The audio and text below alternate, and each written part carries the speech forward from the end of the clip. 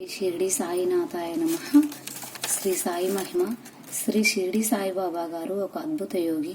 యోగులు సంసారికి ముక్తి ప్రసాదిస్తారు. ఎంత గాఢంగా మనం శ్రీ సాయిపై విశ్వాసం కలిగి ఉంటామో అంత గాఢంగానూ మనకు ప్రతిఫలం దొరుకుతుంది.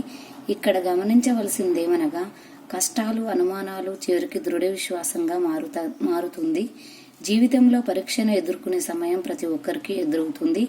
కానీ బాబా గారిపై దృఢ విశ్వాసం కలిగి శ్రద్ధపూర్వకంగా పూజా ధ్యానం చేస్తుంటే మనకు తప్పకుండా ఫలితం దొరుకుతుంది. శ్రీ సాయి ముఖ వర్చస్సును ధ్యానంలో పెట్టుకుని అన్యదాం శరణం నాస్తి త్వమేవ శరణం అని దృఢ చిత్తంతో పూజకి సంకల్పించుటే మన సమస్త కోరికలను త్యాగం చేసినట్లని గమనించగలరు. కొంతమంది శ్రీ సాయిని భగవంతుని భక్తునిగా అంటుంటారు. కానీ మాలాంటి సాయి భక్తులకు మాత్రం ఆయన సాక్షాత్ భగవంతుని అవతారమే.